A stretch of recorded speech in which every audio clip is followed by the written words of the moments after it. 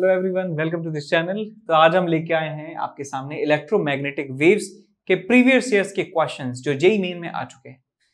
तो सबसे पहले सॉल्व करते हैं क्वेश्चन नंबर 1 है हमारे पास कि एक प्लेन इलेक्ट्रोमैग्नेटिक वेव है और जिसका मैग्नेटिक फील्ड आपको दिया हुआ है कि magnetic field is equal to something B not.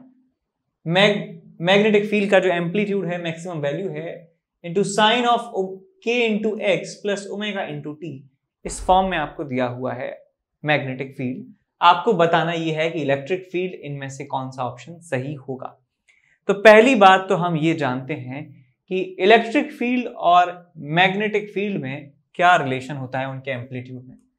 So E naught is equal to B naught into C, ये रिलेशन हमने पढ़ा है। तो यदि बी नॉट यानी एम्पलीट्यूड जो है मैग्नेटिक फील्ड का, उसमें यदि मैं सी से मल्टीप्लाई कर देता हूं, 1.2 इंटू 10 टू द पावर -7 में मल्टीप्लाई कर देंगे 3 इंटू 10 टू द पावर 8, तो आपको मिल जाएगा यहाँ पे E नॉट इलेक्ट्रिक फील्ड का एम्पलीट्यूड। तो मिल जाएगा 3.6 into 10 raise to the power 1 यानी कि 36 वोल्ट पर मीटर। ये हुई पहली बात। तो ऐसा ऑप्शन हमें चूज करना है जिसके स्टार्टिंग में 36 लिखा हो, यानी कि इलेक्ट्रिक फील्ड का एम्पलीट्यूड 36 हो। सब में 36 है। अच्छा, दूसरी बात यह है कि जो मैग्नेटिक फील्ड का जो फेज होता है वही इलेक्ट्रिक फील्ड का फेज होता है, यानी कि जो साइन के अंदर लिखा है वही सेम लिखा होना चाहिए इलेक्ट्रिक फील्ड के एक्सप्रेशन में, साइन के अंदर। तो साइन में 0.5 यहाँ पे 1 है तो ये गलत हो गया, यहाँ पे 1 है ये गलत हो गया, यहाँ पे 0.5 1.5 10 to the power 11, 0.5 into 1.5 10 to the power 11। तो ये ए और सी ऑप्शन सही हो सकते हैं। अब बात करते हैं डायरेक्शन की। तो हम वेव के जो प्रोपोगेशन है उसका डायरेक्शन निकाल सकते हैं। ये हमने स्ट्रिंग और साउंड वेव में हमने देखा था कि यदि यहाँ पे प्लस साइन लिख रहा है तो इसका मतलब है कि ये नेगेटिव एक्स डायरेक्शन में मूव कर रही है वेव। ये वेव जो है हम बता सकते हैं कि यदि kx और ओमेगा टी के बीच में प्लस का साइन है, इसका मतलब नेगेटिव एक्स डायरेक्शन में मूव कर रही है, और यहाँ पे यदि माइनस का साइन है, इसका मतलब पॉजिटिव एक्स एक्सिस की तरफ मूव कर रही है वेव। तो मैं कह सकता हूं यहाँ पे प्लस साइन को देखकर कि वेव के जो प्रोपोगेशन का डायरेक्शन है वो नेगेटिव एक्स है, वेव जा रही है इस डायरेक्शन में। और मैग्नेटिक फील्ड जो है बेटा वो किस डायरेक्शन में है, के कैप डायरेक्शन में है, के कैप डायरेक्शन में है मैग्नेटिक फील्ड। तो हमारे पास इलेक्ट्रिक फील्ड ऐसा होना चाहिए कि E क्रॉस B जो है वेलोसिटी की डायरेक्शन में आना चाहिए, यानी वेलोसिटी का जो यूनिट वेक्टर होता है वो E क्रॉस B का यूनिट वेक्टर होता है। E क्रॉस B का unit vector is equal to V का unit vector. So electric field एक तो परपेंडिकुलर होना चाहिए इन दोनों के, और E क्रॉस B जो है V की डायरेक्शन में आना चाहिए। तो दो पॉसिबिलिटी है कि या तो इस तरफ या इस तरफ। तो यदि मैं मान लेता हूं इस तरफ है इलेक्ट्रिक फील्ड, सो E क्रॉस B जो है वो इस तरफ आ रहा है, इसका मतलब बिल्कुल सही है कि इलेक्ट्रिक फील्ड जो है वो नीचे की तरफ आना चाहिए, माइनस वाई डायरेक्शन में आना चाहिए, माइनस जे कैप हमें मिलना चाहिए। सो जे कैप और आगे माइनस, तो ए ऑप्शन जो है हमारा सही हो जाएगा। ये ऑप्शन गलत हो जाएगा डायरेक्शन की वजह से। ये क्यों गलत होंगे? बिकॉज इनकी के की वैल्यू जो है वो इन्होंने बदल दी है, के की वैल्यू सेम रहेगी और जो ओमेगा है वो भी सेम रहेगा, पूरा फेज सेम रहेगा। ठीक है, अब चलते हैं आगे नेक्स्ट क्वेश्चन की तरफ। इस क्वेश्चन में दिया है कि इलेक्ट्रॉन है, इलेक्ट्रॉन मूव करता है वाई डायरेक्शन में और उसकी स्पीड दी हुई है 0.1 कूलम के बराबर, और एक इलेक्ट्रोमैग्नेटिक वेव वहां पे प्रेजेंट है जिसका इलेक्ट्रिक फील्ड है ये, और आपको ये जे कैप डायरेक्शन में है। ठीक है, तो आपको बताना है find the maximum magnetic force experienced by the electron. तो फोर्स एक इलेक्ट्रॉन पर मैग्नेटिक फोर्स की बात करें तो कितना होगा, ई वी इंटू बी। ये आपके पास मैग्नेटिक फोर्स होने वाला है ई वी। आपको स्पीड दिया है, आपको ई पता है, आपको बी नॉट पता है, तीनों को आप मल्टीप्लाई कर दीजिए तो आपको यहाँ पे मिलेगा 1.6 into 10 to the power -19 into speed कितना है इसका 0.1 into 3 into 10 to the power 8, और बी नॉट की वैल्यू आप निकाल सकते हैं। आपको ई नॉट पता है और ई नॉट बाय सी होता है बी नॉट, तो यहां मिल जाएगा आपको ई नॉट डिवाइडेड बाय सी। तो सी से सी कैंसिल आउट हो गया, ई नॉट कितना है 30, तो ये आपके पास मिल जाएगा 1.6 into 10 to the power -90 into 0.1 into 30। तो ये 0 से ये जो है डेसिमल हट जाएगा तो आपको मिलेगा 4.8 इंटू 10⁻⁻19। इतना फोर्स जो है मैक्सिमम उसके ऊपर लग सकता है। जो ऑप्शन सही लग रहा हो वो यहाँ पे टिक कर देंगे। ठीक, आगे चलते हैं नेक्स्ट क्वेश्चन की तरफ। क्वेश्चन नंबर 3 में हमें दिया है कि इलेक्ट्रिक फील्ड एक इलेक्ट्रोमैग्नेटिक वेव का इस तरीके से दिया जाता है। ई नॉट इसका यूनिट वेक्टर दिया है आपको, x cap plus y cap, ये इसका यूनिट वेक्टर है। और यहां से देखने पर आपको पता लग रहा है कि जो वेव है k into something plus omega into T, यहां इनके बीच में माइनस का साइन है, इसका मतलब पॉजिटिव z डायरेक्शन में वेव जा रही है। वेव का जो मोशन है वो पॉजिटिव z डायरेक्शन में हो रहा है, इस तरीके से वेव जा रही है ऐसे। और आपको बताना है मैग्नेटिक फील्ड कहां पर होगा, मैग्नेटिक फील्ड कितना होगा, क्या उसकी इक्वेशन होने वाली है। पहली बात तो हम ये जानते हैं कि इलेक्ट्रिक फील्ड हमें दिया है, मैग्नेटिक फील्ड हमसे पूछा है, तो हम पहले जानते हैं B naught is equal to E naught by सी।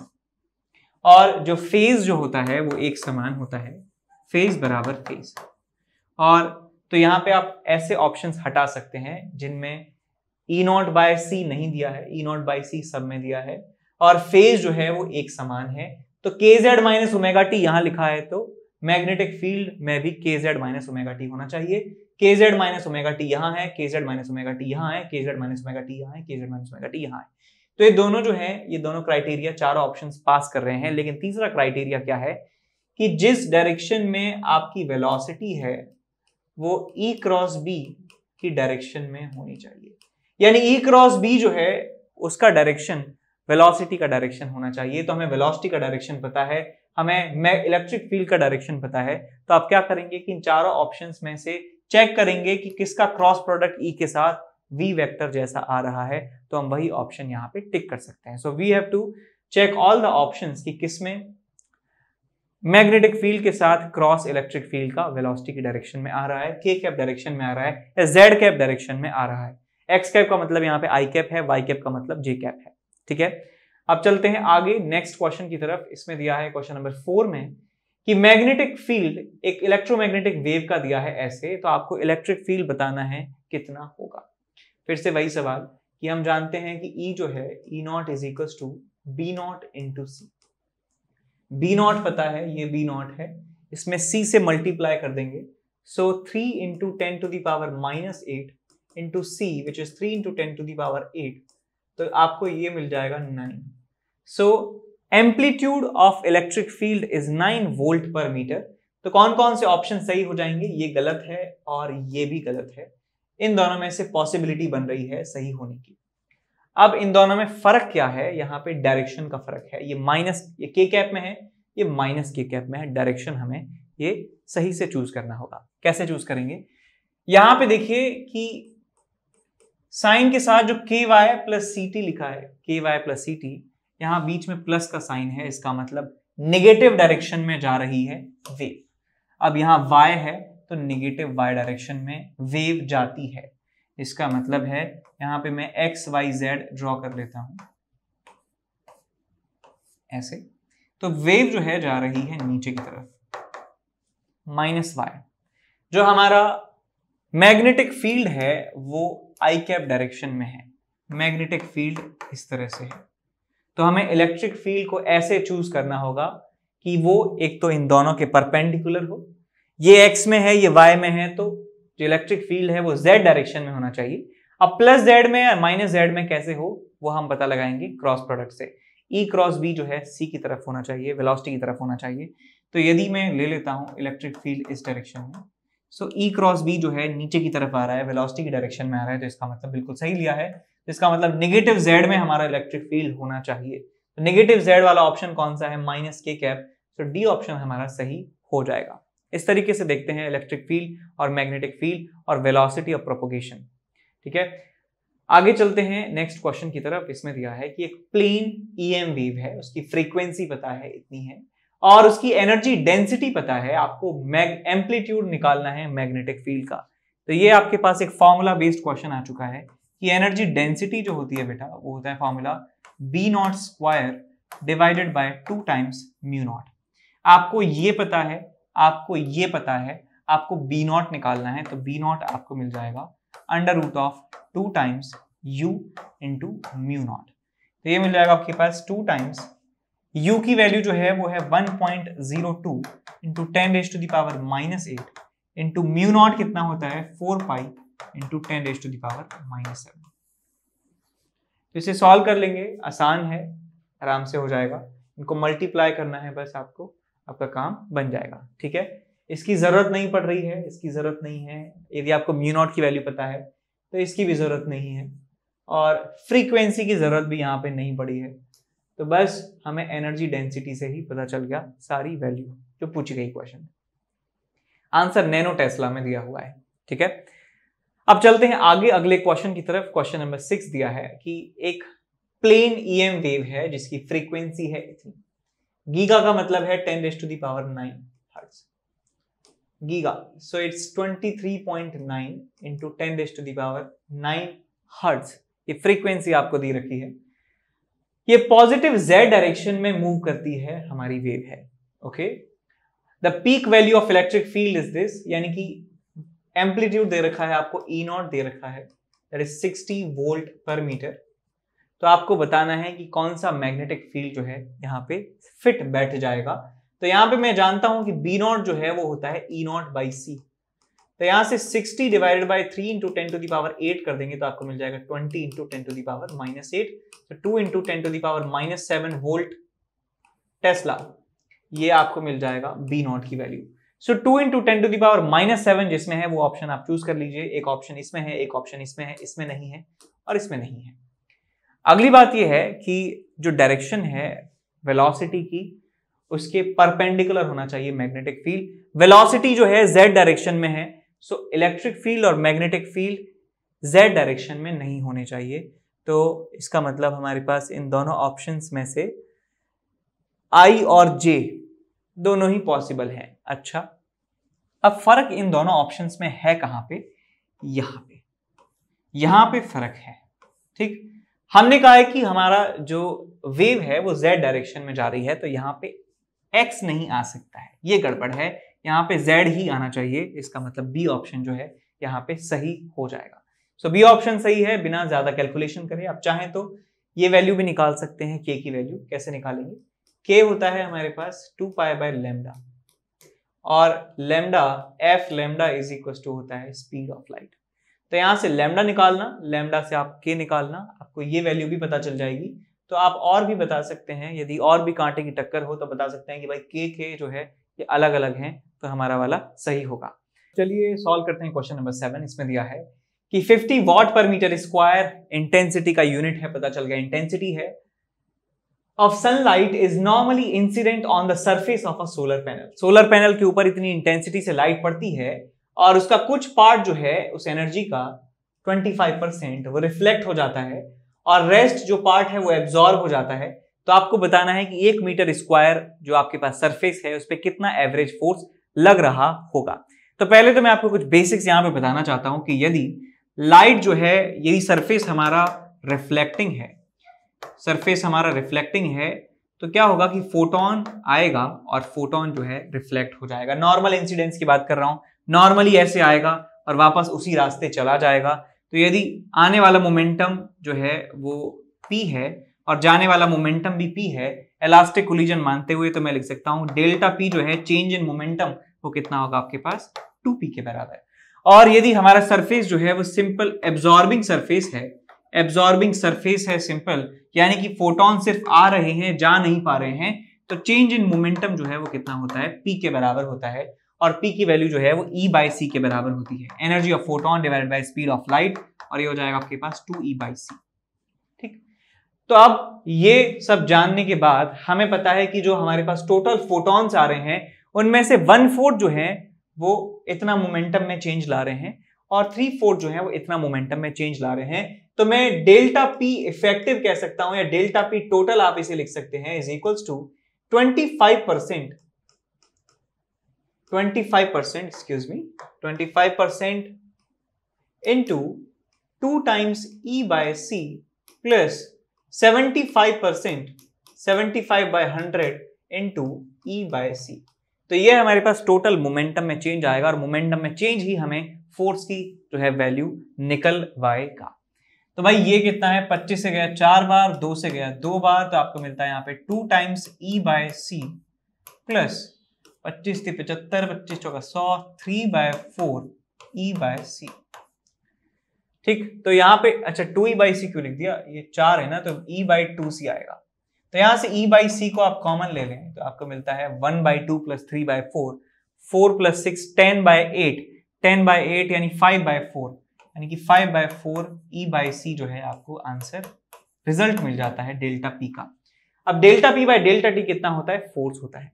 तो फोर्स की वैल्यू यहां पे लिख सकता हूं, फोर्स की वैल्यू कितनी है, delta P by delta T, तो ये आपको मिल जाएगा 5/4 E/c इंटू डेल्टा टी। ये हमें फोर्स की वैल्यू मिल गई है।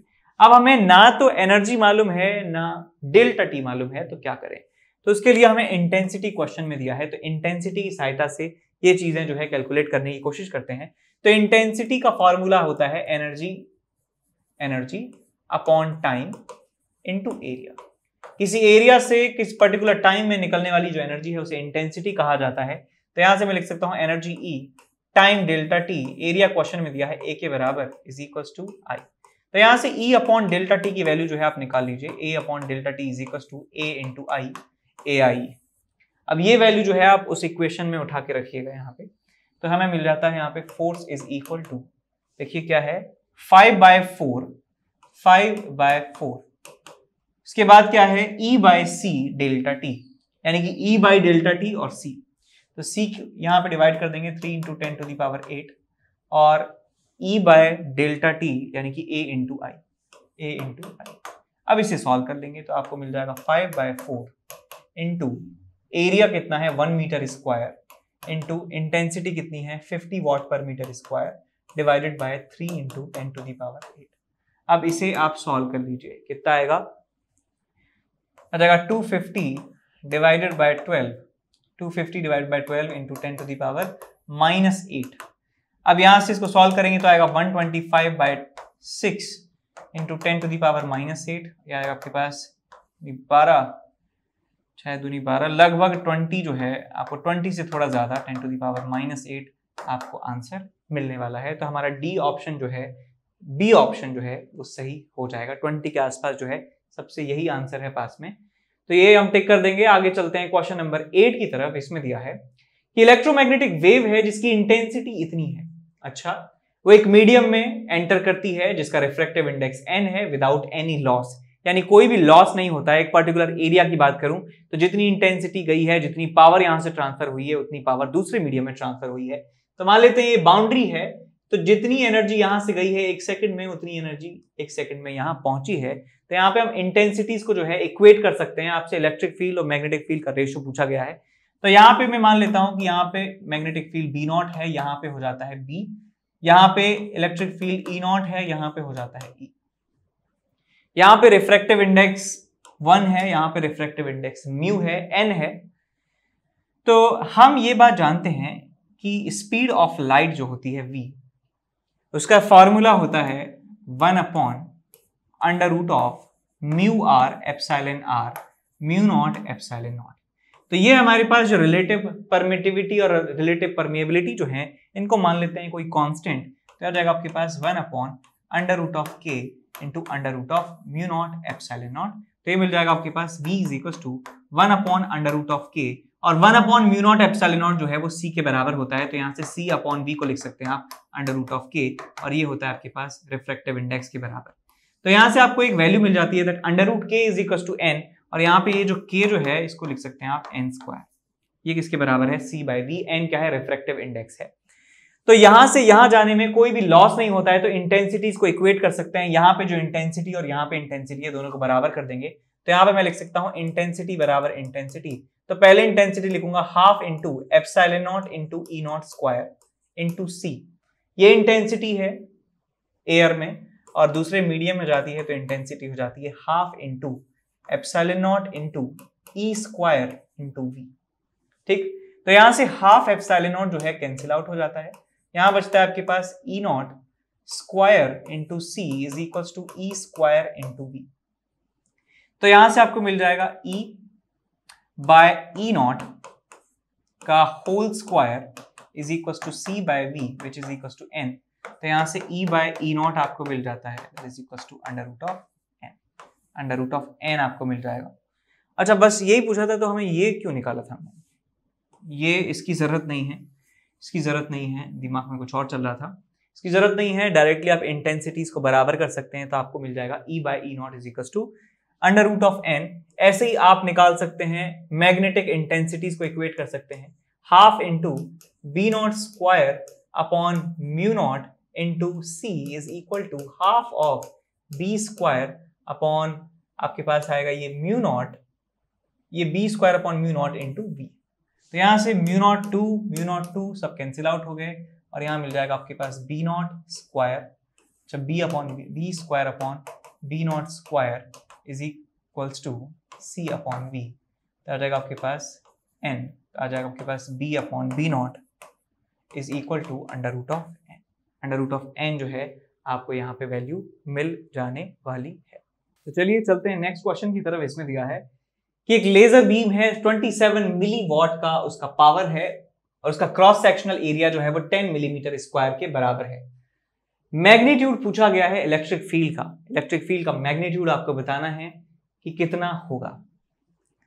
तो हम ये बात जानते हैं कि पावर जो है, पावर अपॉन एरिया वो होता है इंटेंसिटी, पावर अपॉन एरिया होता है इंटेंसिटी, और इंटेंसिटी को हम लिख सकते हैं इलेक्ट्रिक फील्ड के मैग्नीट्यूड की टर्म्स में, कैसे? Half into epsilon naught into E naught square into c, इस तरीके से इसको लिखा जा सकता है। तो यहां से मैं ई नॉट की वैल्यू को बता सकता हूं कितना होगा। E naught is equal to 2p by a c epsilon naught का अंडर रूट।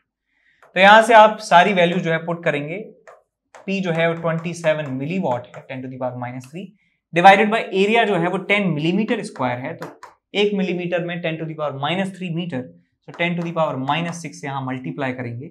c जो है, c की वैल्यू है 3 इंटू 10 टू द पावर 8, और यहां आपको दिया है एप्सिलॉन नॉट की वैल्यू इस्तेमाल करनी है 9 into 10 to the power -12, 9 into 10 to the power -12, और इन सब का जो है आपको स्क्वायर रूट लेना है। तो बड़ी आसानी से आपका आंसर जो है यहाँ पे आपको प्राप्त होने वाला है। ठीक है, आगे चलते हैं क्वेश्चन नंबर 10 की तरफ। इसमें दिया है कि energy associated with electric field and with magnetic field for an electromagnetic wave in free space. तो आप ये जानते हैं कि मैग्नेटिक एनर्जी और इलेक्ट्रिक एनर्जी का इक्वल डिस्ट्रीब्यूशन होता है जब हम वेव की बात कर रहे होते हैं। तो UE और UV जो हैं वो आपस में बराबर होंगी, चाहे वो वैक्यूम में हो चाहे वो किसी मीडियम में हो। आगे चलते हैं क्वेश्चन नंबर 11 की तरफ। इसमें दिया है, फिर से वही सवाल है यार, कि इलेक्ट्रोमैग्नेटिक वेव है, ट्रेवल कर रही है x डायरेक्शन में, फ्रीक्वेंसी है इतनी, इलेक्ट्रिक फील्ड एम्पलीट्यूड है इतना, तो बताइए कि कौन सा ऑप्शन सही होगा। तो यहां से आपको इलेक्ट्रिक फील्ड का एम्पलीट्यूड दिया है E is equal to 27 E naught, तो इसको यदि C से डिवाइड कर दिया जाए तो हमें मिल जाता है B नॉट। तो B नॉट मिल जाएगा 3 इंटू 10 टू द पावर 8 से इसको डिवाइड कर देंगे तो मिल जाएगा 9 into 10 to the power -8। So 9 into 10 to the power -8 is the amplitude of the magnetic field. तो कौन कौन से ऑप्शंस हम हटा सकते हैं? ये ऑप्शन हटा सकते हैं, बिल्कुल गलत है। ये तीनों ऑप्शंस जो हैं हो सकते हैं। और क्या दिया है, जब वेव x डायरेक्शन में जाती है, वेव जा रही है x डायरेक्शन में, सो मैग्नेटिक फील्ड और इलेक्ट्रिक फील्ड इसके म्यूचुअली परपेंडिकुलर होने चाहिए, यानी इलेक्ट्रिक फील्ड और मैग्नेटिक फील्ड x और y डायरेक्शन में ही हो सकते हैं। तो कोई z में तो नहीं आ गया है, तो z में आ चुका है, तो ये भी गलत हमारा हो जाएगा। अब बात करते हैं अंदर की। अंदर हमें ऑप्शंस मैच कराने हैं। x के साथ जो लिखा है वो लिखा है k, this value is k, and यहाँ पे k की वैल्यू जो है वो अलग अलग है दोनों में, तो हमें k कैलकुलेट कर लेना है और हमारा आंसर आ जाएगा। k कैसे कैलकुलेट करें? k जो है वेव कांस्टेंट होता है 2 पाई बाय लैम्डा, और लैम्डा और फ्रीक्वेंसी में रिलेशन जानते हैं, vc is equal to f into lambda, vacuum की बात कर रहे हैं।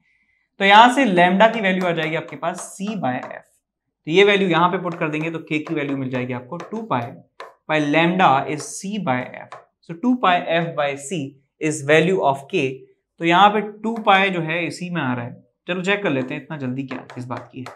2 pi into f is 2 into 10 to the power 40, 2 into 10 to the power 40 divided by c which is 3 into 10 to the power 8। तो यहाँ पे यदि हम देखें सो 4 पाई बाय 3 इंटू 10⁻⁶। तो यहां पे देखें कि 2 pi bye 3, okay excuse me, यहां पे जो है हमारे पास ऑप्शंस कौन कौन से हैं, ये और ये ऑप्शंस बचे हैं। सो हमें यहाँ पे देखना है कि 2 पाई बाय 3, 2 पाई की वैल्यू जो है 4 किलो ना, 4 पाई, 4 इंटू 3.14 डिवाइडेड बाय 3 इंटू 10⁻⁶, 10⁻⁶। लेकिन यहाँ पे 10⁻⁻6 और -8 है, तो सही तो कोई सा भी नहीं होना चाहिए इनमें से सही तो कोई भी नहीं होना चाहिए 10⁻⁻6 -8।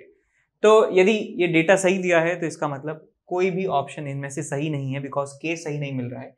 के की वैल्यू होगी 4 इंटू 3.14 डिवाइडेड बाई 3। यदि मान भी लेते हैं कि ये गलत लिख गया है, सो बी ऑप्शन चेक करें, 2 पाई इंटू 1.5, 2 पाई हटा लो इसमें से तो बचेगा 2/3 0.66। बी ऑप्शन भी गलत है और सी ऑप्शन भी गलत है, तो इनमें से कोई भी मैच नहीं हो रहा है। लेकिन तरीका यही है कि हम यहाँ से के की वैल्यू निकाल लें और चेक कर लें कि कौन सा मैच कर रहा है, ठीक है। और जो डायरेक्शन है इलेक्ट्रिक फील्ड और मैग्नेटिक फील्ड की, वो प्रोपोगेशन ऑफ वेव के परपेंडिकुलर होनी चाहिए, ठीक है। तो इस सवाल को ऐसे ही छोड़ देते हैं, आगे चलते हैं क्वेश्चन नंबर नेक्स्ट। इसमें दिया है कि during the propagation of EM waves in medium, तो इलेक्ट्रिक और मैग्नेटिक एनर्जी डेंसिटी जो है वो एक समान रहती हैं। तो कौन सा ऑप्शन सही है? सी ऑप्शन सही है, दोनों डेंसिटी जो है वो एक समान रहती हैं। आगे चलते हैं क्वेश्चन नंबर नेक्स्ट की तरफ। इसमें दिया है कि लिस्ट 1 से लिस्ट 2 को मैच करना है। तो मान लीजिए आप इनमें से चारों में से चारों के चारों नहीं जानते हैं, आप सिर्फ जानते हैं एक, तो क्या करें? तो आप यहां पे देखिए कि ये सब ने पढ़ी है बात अल्ट्रावायलेट रेज की, कि अल्ट्रावायलेट रेज जो हैं हमारी जो ओजोन लेयर है वो इससे हमें बचाती है और इसकी वजह से ही हमें सनस्क्रीन जो है लगाना होता है। So this ultraviolet rays is absorbed by the ozone layer. तो फोर्थ का फोर्थ जो है मैच हो रहा है, ये बात तो हम समझ गए। अच्छा, और देखते हैं कि रेडियो वेव्स जो है, रेडियो वेव्स भी आप समझ गए, कॉमन सेंस लगाएं कि ये काम आती है ब्रॉडकास्टिंग के, broadcasting signal. So for broadcasting, radio सुनते हैं रेडियो वेव से। अच्छा, एक्सरे बात करें, एक्सरे जो है इसका इस्तेमाल होता है to detect fracture of the bones. तो थर्ड का थर्ड हो गया, तो ऑटोमेटिकली फर्स्ट का फर्स्ट से मैच हो जाता है। तो डायरेक्ट ये मैच हो रहे हैं, सामने के सामने लिख दिए इन्होंने। तो फर्स्ट का फर्स्ट, सेकंड का सेकंड, थर्ड का थर्ड, फोर्थ का फोर्थ, डी ऑप्शन आप यहाँ पे टिक कर देंगे, ठीक है। आगे चलते हैं नेक्स्ट क्वेश्चन की तरफ। इसमें दिया है कि इलेक्ट्रोमैग्नेटिक रेडिएशन जो है उसकी एनर्जी है 11 किलो इलेक्ट्रॉन वोल्ट। तो कौन से इलेक्ट्रोमैग्नेटिक स्पेक्ट्रम में ये बिलोंग करता है? तो एक बार क्या करते हैं कि इस एनर्जी को आप निकालिए वेवलेंथ कितनी है फोटोन की। सो वेवलेंथ निकाल सकते हैं 12400 divided by energy in electron volt. तो आ जाएगा आपके पास 12400 divided by 11 kilo volt, 11 into 1000, तो 0000 आपके पास मिल जाता है 12.4 डिवाइडेड बाय 11। तो अप्रोक्सीमेटली 1 एंगस्ट्रॉम वेवलेंथ आ रही है, और ये वेवलेंथ किसकी होती है? एक्सरेज की। बहुत ज्यादा पावरफुल है ये फोटॉन, बहुत ज्यादा डिस्ट्रक्टिंग फोटॉन्स हैं। 1 एंगस्ट्रॉम बहुत छोटी वेवलेंथ है, बहुत ज्यादा एनर्जी कंटेन करते हैं ये फोटॉन्स, और ये एक्सरे ही हो सकता है, सबसे ज्यादा पावरफुल एक्सरे है। तो एक्सरे जो है हम यहाँ पे टिक कर देंगे।